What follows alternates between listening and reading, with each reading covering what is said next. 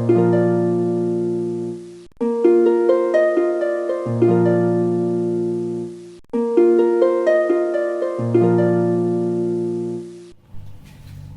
बच्चों, Zenith mathematics classes Hemra road Begusarai में आपका स्वागत है। बच्चों, आज हम बहुत ही बेहतरीन कंसेप्ट सीखेंगे, Rolle's theorem and Lagrange mean value theorem. Lagrange mean value theorem को हम सिंपली मीन वैल्यू थ्योरम भी पढ़ते हैं।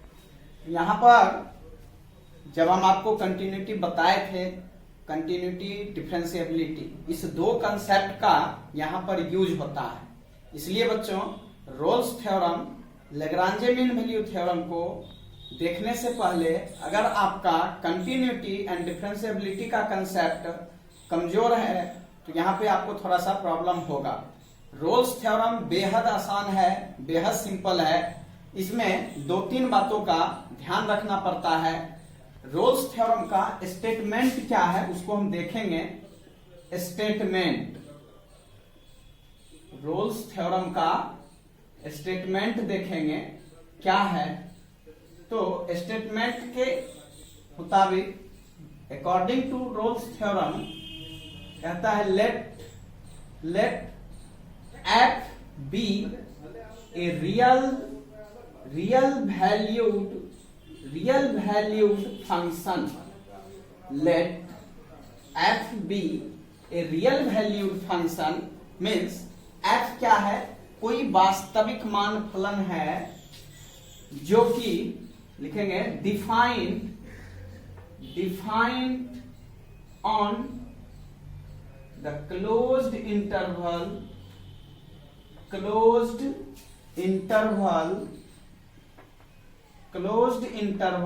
a b।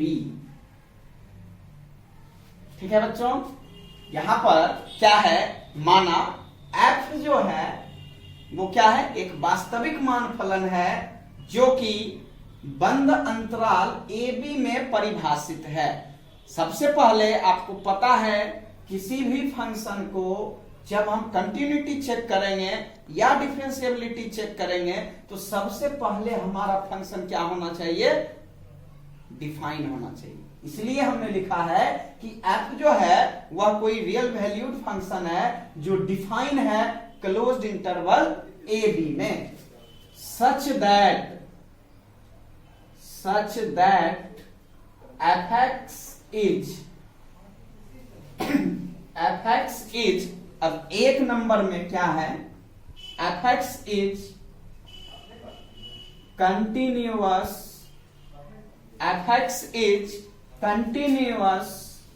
on closed interval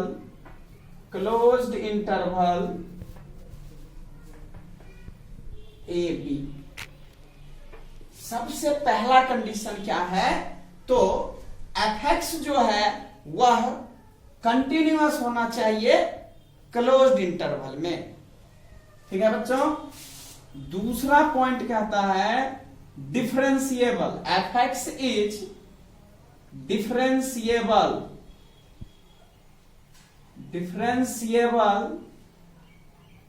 on open interval A B. ठीक है बच्चों, एंड तीसरा कंडीशन क्या है बच्चों, कहता है F A equals to F B. F A का मतलब क्या हुआ कि ये जो क्लोज्ड इंटरवल ए बी जिसमें फंक्शन एफ डिफाइन है वहां पर क्या होगा, तो इस पॉइंट पर जो वैल्यू ऑफ द फंक्शन होगा वो एफ बी मीन्स इस पॉइंट के वैल्यू ऑफ फंक्शन के इक्वल होना चाहिए। 3 कंडीशन है, आप बिल्कुल बारीकी से समझिए इस बात को। रोल्स थ्योरम बेहद आसान है, स्टेटमेंट बस हमको ध्यान में रखना होता है, बाकी इसमें कुछ नहीं है। क्या है, तो f कोई रियल वैल्यूड फंक्शन है जो कि क्लोज्ड इंटरवल ए बी में डिफाइन है, तो कहता है such that fx is continuous on closed interval AB, differentiable on open interval AB, and FA बराबर FB, then there exists at least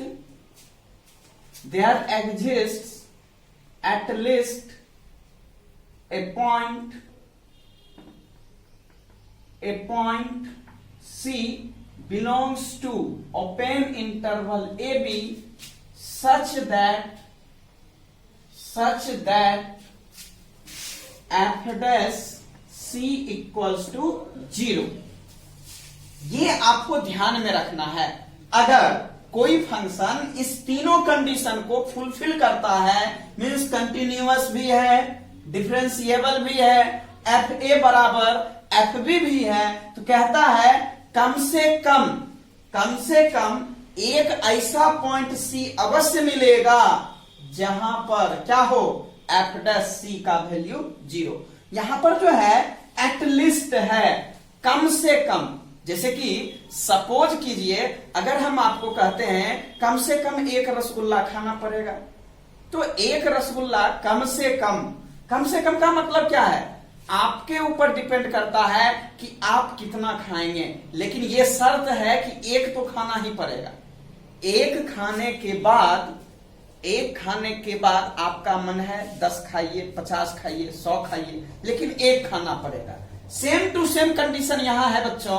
क्या है, कंटिन्यूअस अगर कोई फंक्शन है क्लोज्ड इंटरवल ए बी में, डिफरेंशिएबल है ओपन इंटरवल ए बी में, F A बराबर एफ बी है, अगर इस तीनों कंडीशन को अगर कोई फंक्शन एफ फुलफिल करता है तो कहता है रोल्स थ्योरम के अनुसार कि कम से कम एक पॉइंट इस ए बी के बीच, ये क्या लिखे हैं, C belongs to open interval AB, means neighbourhoods of A point में आपको बताए हैं। C belongs to open interval AB का मीनिंग क्या होता है, इसका मतलब होता है C is greater than A but less than B। C is greater than A but less than B, यानी A और B के बीच कम से कम एक पॉइंट जरूर मिलेगा जहां पर f डैश C का वैल्यू क्या होगा, 0 होगा। अगर आप इतनी सी बात को समझ लेते हैं तो आपका रोल्स थ्योरम कंप्लीट होता है। रोल्स थ्योरम का यही स्टेटमेंट है। इसका थोड़ा सा ज्योमेट्रिकल मीनिंग समझेंगे। Pause the video and note it down. देखेंगे बच्चों geometrical meaning of Rolle's theorem क्या है। तो सबसे पहले हमने एक कोऑर्डिनेट एक्सिस खींच लिया। अगर आप चाहें तो इसको बढ़ा भी सकते हैं। ये हो गया आपका y डैश, ये हो गया आपका x डैश। तो ये आपका कोऑर्डिनेट एक्सिस है, आपको पता है। यहां पे हमने क्या किया, y equals to F X कोई फंक्शन ले लिया और ये जो कर्व है वो इसका ग्राफ है। सपोज कीजिए यहां पर जो है कोई दो पॉइंट a रख लिए और b रख लिए। a क्या है, इसका x कोऑर्डिनेट a है और b का x कोऑर्डिनेट b है। आपको पता है function y equals to F X है। यहां पे अगर x के जगह a हम सब्स्टिट्यूट करेंगे तो ये हाइट, ये a से लेकर के l तक का जो हाइट है वो आपको क्या मिलने वाला है, एफ ए, और b से लेकर के m तक का जो ये हाइट आपको दिख रहा है ये बच्चों क्या मिलेगा, एफ बी मिलेगा। मीन्स a का कोऑर्डिनेट पॉइंट क्या हो जाएगा, a एफ ए, और b का कोऑर्डिनेट पॉइंट क्या हो जाएगा, b एफ बी। ठीक है बच्चों, बिल्कुल समझ में आ रहा है। जब आप कोऑर्डिनेट ज्योमेट्री का कंसेप्ट देखते हैं तो आपको लगता है कि ये अगर x कोऑर्डिनेट है तो ये क्या होता है, y कोऑर्डिनेट। मींस ये एब्सिसा और ये क्या है, ऑर्डिनेट है। ठीक है बच्चों, तो ये x कोऑर्डिनेट ओरिजिन से लेके इस पॉइंट L तक का जो डिस्टेंस है उसको हमने a ले लिया, और ओरिजिन से लेकर के m तक का जो डिस्टेंस है उसको हमने d ले लिया। तो आपको पता है ये अगर कोई function y equals to F X दिया हुआ है तो x का वैल्यू अगर हम रखते हैं तो y का वैल्यू मिलता है। तो यहां से x का वैल्यू अगर हम a सब्स्टिट्यूट करेंगे तो y का वैल्यू क्या मिलेगा, एफ ए। ठीक है, और x का वैल्यू जब हम b सब्स्टिट्यूट करेंगे क्या मिलेगा, एफ बी। तो इस तरह से A F A B F B दिया हुआ है। अब यहां पे बात को समझिए, क्या है कि ये जो फंक्शन है आप देख रहे हैं फ्रॉम फिगर, ज्योमेट्रिकल मीनिंग क्या है, तो अगर हम इस फंक्शन को स्केच किए हैं आप देख रहे हैं ये कहीं भी ब्रेक नहीं है, ये इधर और भी जाएगा, ये भी इधर जाएगा। समझने के लिए यहां पे आप देख सकते हैं कि ये कहीं भी ब्रेक नहीं है, ये फंक्शन कहीं भी ब्रेक नहीं है। इसका मतलब क्या हुआ, ये y equal to F X जो है वो कंटिन्यूअस है, y equal to F X क्या है, कंटिन्यूअस है। साथ ही साथ आप देख रहे हैं जब हम इसको टच करते हैं ये बिल्कुल स्मूथ है, ये स्मूथ है, ये नुकीला नहीं है। इसका मतलब क्या हुआ, आपको ट्रिक बताए हैं, ये देखिए ऐसा है मींस नुकीला है, तो ये डिफरेंशिएबल नहीं है, और इस टाइप का ये स्मूथ है मींस क्या है, डिफरेंशिएबल है। इसका ज्योमेट्रिकल मीनिंग यही होता है। तो कहने का मतलब क्या हुआ, ये जो y equal to F X आपका दिया हुआ फंक्शन है ये डिफरेंशिएबल भी है। साथ ही साथ आप फिगर से देख रहे हैं एफ ए और एफ बी, यानी यहां से यहां तक का जो हाइट है सेम टू सेम, यहां से यहां तक का हाइट सेम है। तो आप कह सकते हैं कि एफ ए बराबर क्या है, एफ बी है। तो इस हिसाब से यहां इस पॉइंट पे जहां पर वो फंक्शन डिफरेंशिएबल है मींस इसका ये टेंजेंट जो है, ये टेंजेंट, तो यहां से जो ये पॉइंट हम ड्रॉ करेंगे ये क्या हुआ, तो ये जो है ये हाइट, ये आपका क्या हुआ, सपोज कीजिए ये कोई पॉइंट C है, तो यहाँ पे इसका प्लेस वैल्यू अगर हम C देंगे ये क्या मिलेगा, FC का वैल्यू मिलेगा। तो यहां से कहने का मतलब f डैश c, एक बार fx को हम डिफरेंशिएट करेंगे तो f डैश x मिलेगा, और वहां पे c का वैल्यू डालेंगे तो f डैश c का वैल्यू क्या होना चाहिए, 0 होना चाहिए। ठीक है बच्चों, f डैश c का वैल्यू 0 होगा तो इसका मतलब क्या है कि रोल्स थ्योरम को ये फुलफिल करता है, वेरीफाई करता है। अब इसी बात को हम यहाँ पे लिख देंगे। ठीक है, मैंने यहाँ पे जो भी प्रोसेस किया है इस प्रोसेस को बस लिख देंगे, बस हो गया, आप समझ जाएंगे। अगर आपको कोई दिक्कत हो समझने में, आपको लगे कि यहाँ पे और क्या होना चाहिए, तो आप हमें कमेंट कर सकते हैं, हम फिर से देखेंगे, प्रयास करेंगे। ठीक है बच्चों, देखेंगे बच्चों। तो हमने इस पूरे चीज को लिख दिया है। सबसे पहले अभी तुरंत स्टेटमेंट में भी आपको बताए थे कि fx जो है वह रियल वैल्यूड फंक्शन होना चाहिए, इसलिए हमने लिखा है let fx be a real valued function define on closed interval a b। ये तो बिल्कुल नेसेसरी है। सबसे पहले हमारा फंक्शन जो है वो डिफाइन होना चाहिए such that the curve y equals to fx। यहाँ पे ये जो y इक्वल्स टू fx हमने ये जो कर्व ड्रॉ किया है, कहता है इज ए कंटिन्यूअस कर्व, ये बिल्कुल कंटिन्यूअस है। हमने बताया भी था ये कहीं भी ब्रेक नहीं है, कंटिन्यूअस है।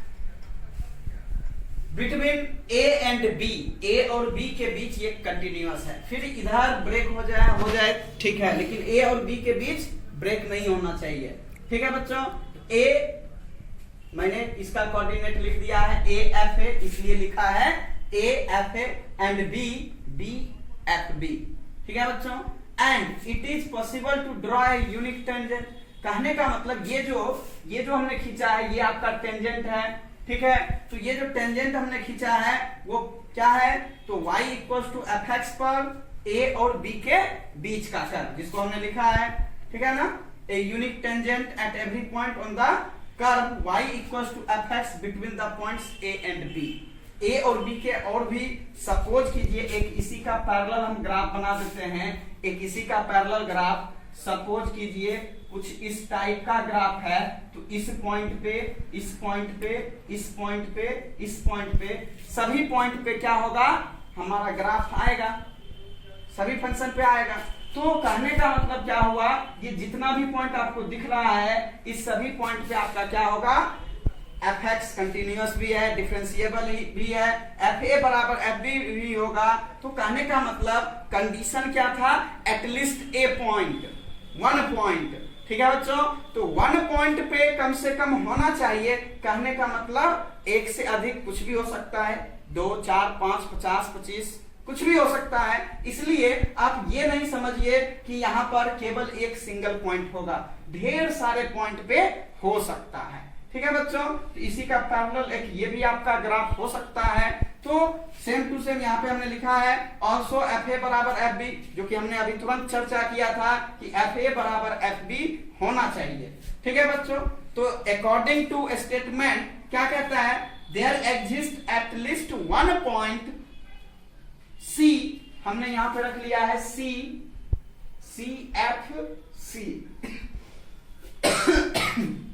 तो यहां से क्या मिलेगा, where tangent is parallel to x axis। ये आप देख रहे हैं x axis के पैरेलल है। x axis के पैरेलल होने का मतलब क्या हुआ कि y कोऑर्डिनेट क्या होता है, 0 के बराबर।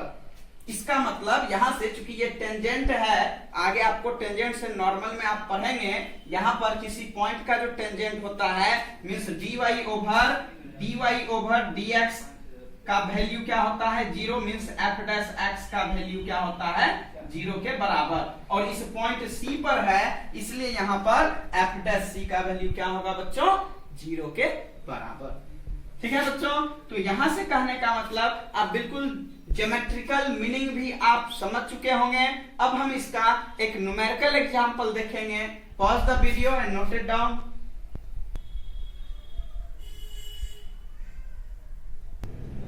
देखेंगे बच्चों, एक एग्जांपल देख लेते हैं। Verify Rolle's theorem for the function f(x) equals to x square minus 5x plus 6 on the interval 2, 3। Closed interval 2, 3 में दिया हुआ है। तो यहां पर जो है f(x) दे दिया है। आप याद कीजिए अभी तुरंत हम बताए हैं y इक्वल्स टू f(x) अगर कोई फंक्शन गिवन है और वो फंक्शन डिफाइन है क्लोज्ड इंटरवल a b में, हमारा 3 कंडीशन को फुलफिल करना होता है। क्या, पहला कि वो फंक्शन कंटिन्यूअस होना चाहिए, दूसरा फंक्शन डिफरेंशिएबल होना चाहिए, तीसरा FA बराबर FB होना चाहिए। अगर 3 कंडीशन आ जाता है तो हम कहते हैं कि यह रोल्स थ्योरम के लिए एप्लीकेबल है, फुलफिल करता है। तो कहने का मतलब यहाँ पे हम कैसे चेक करेंगे, डिफरेंशिएबिलिटी, कंटिन्यूटी चेक करना पड़ेगा। अगर आप बाय प्रोसेस जाते हैं, यानी कि कंटिन्यूटी के लिए जो आपको बताए हैं रूल, अगर उसके अकॉर्डिंग जाएंगे, पहले हमको कंटिन्यूटी ढेर सारा बनाना पड़ेगा, फिर डिफरेंशिएबिलिटी चेक करना पड़ेगा, तो बहुत लंबा जाएगा। ठीक है बच्चों, तो यहां पर क्या है, एक शॉर्टकट है। शॉर्टकट क्या है तो आप देख रहे हैं ये कौन सा फंक्शन है, polynomial function. x square minus 5x plus 6 क्या है, बहुपद फलन है, पोलिनोमियल फंक्शन है। तो बहुपद फलन क्या होता है बच्चों, एवरी पॉइंट पर क्या होता है, डिफरेंशिएबल होता है। इसका मतलब क्या हुआ, x square minus 5x plus 6 जो है वह 2 और 3 के बीच सारे पॉइंट पे क्या होगा, डिफरेंशिएबल। और कंसेप्ट क्या है, जो फंक्शन डिफरेंशिएबल होता है वो कंटिन्यूअस भी होता है। कहने का मतलब आप इसको इस बात से समझ सकते हैं कि अगर कोई बच्चा 10th पास आउट किया है, कोई बच्चा 10th पास आउट किया है, तो आप उससे पूछ सकते हैं +2 हुआ है या नहीं। लेकिन अगर कोई बच्चा कह देता है कि हम +2 कर लिए हैं, जो बच्चा +2 कर लिया है उससे अगर आप पूछते हैं कि आप मैट्रिक किए हो क्या, वो हंसेगा आप पे। अंडरस्टूड है। अगर बच्चा इंटरमीडिएट पास कर चुका है तो स्वाभाविक है वो 10th पास किया ही होगा, क्योंकि 10th पास किए बगैर वो +2 नहीं कर सकता है। सेम टू सेम कंडीशन यहां है। इंटरमीडिएट मींस क्या हो गया, डिफरेंशिएबल, और जो फंक्शन डिफरेंशिएबल हो गया मींस कंटिन्यूअस ऑलरेडी होगा। ठीक है बच्चों, तो लिखेंगे सिंस ए पोलिनोमियल फंक्शन, देखेंगे बच्चों, ये फंक्शन आपका क्या है, डिफरेंशिएबल है, इसका मतलब क्या हुआ, कंटिन्यूअस भी है, इसलिए हमने लिख दिया since A polynomial function is everywhere differentiable and so it is continuous also, therefore fx is continuous on closed interval 2 3, fx is differentiable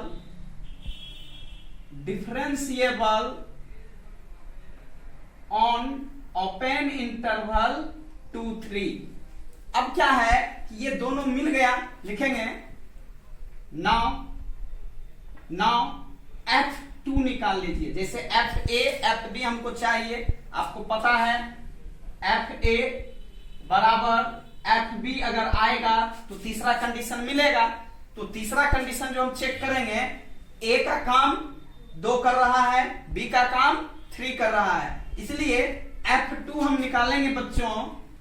यहां पे fx गिवन है x square minus 5x plus 6, तो f2 क्या हो जाएगा, जहां जहां आपको x दिखता है आप x के जगह 2 सब्स्टिट्यूट कर दीजिए, तो 2 का square minus 5 into 2 plus 6 means ये क्या मिलेगा, 2 2 जा 4 माइनस 10 प्लस 6, तो ये हो जाएगा 0।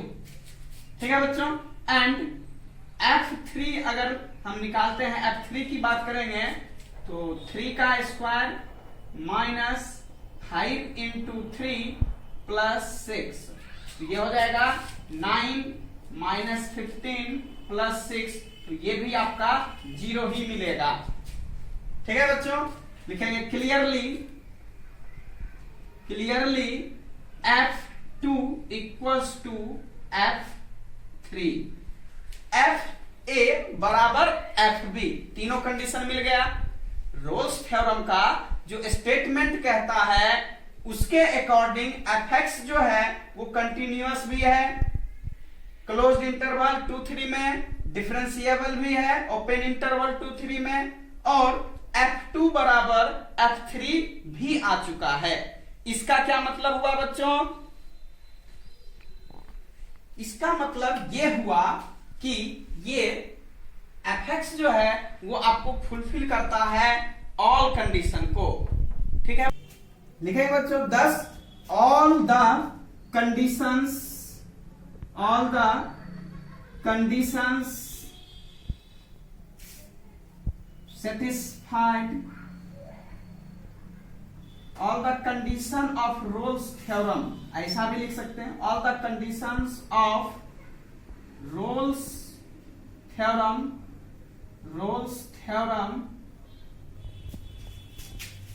verified, ऐसा भी लिख सकते हैं, all the conditions of Rolle's theorem verified।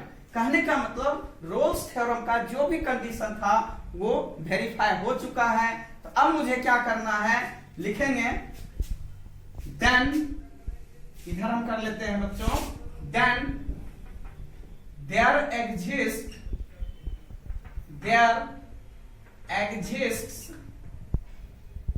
at least one point C belongs to open interval 2 3 such that f dash C बराबर 0। ठीक है बच्चों, यहां पर जो है fx दिया हुआ है आपका x square minus 5x plus 6, therefore f dash x, कहने का मतलब एक बार डिफरेंशिएट कर देंगे x के रिस्पेक्ट में 2x माइनस 5 मिलेगा। लिखेंगे since f dash c equals to 0 implies that, अगर f डैश x दिया हुआ है तो x के जगह हम c सब्स्टिट्यूट करेंगे, तो 2c minus 5 equals to 0 implies that 2c equals to 5, therefore c equals to 5/2 means मिलेगा 2.5 बिलोंग्स टू 2 to 3। ठीक है बच्चों, तो इसका मतलब क्या हुआ कि C का जो वैल्यू है 2.5 जो 2 और 3 के बीच में है, बिल्कुल क्लियर है। लिखेंगे therefore Rolle's theorem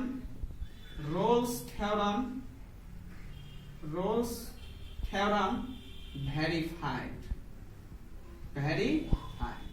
Rolle's theorem verified। Pause the video and note it down। बच्चों आज इस वीडियो में हम यहीं तक रखेंगे। अगले वीडियो में हम आपको लैग्रांज मीन वैल्यू थ्योरम के बारे में बताएंगे। आज के क्लास में हम रोल्स थ्योरम तक ही रखेंगे। हमारा जो सेकेंड लेक्चर होगा उसमें आपको लैग्रांज मीन वैल्यू थ्योरम का कंसेप्ट बताएंगे। तब तक के लिए आप इसको देखिए और रोल्स थ्योरम से रिलेटेड जितना भी क्वेश्चन है उसको आप बनाइए। बहुत बहुत धन्यवाद।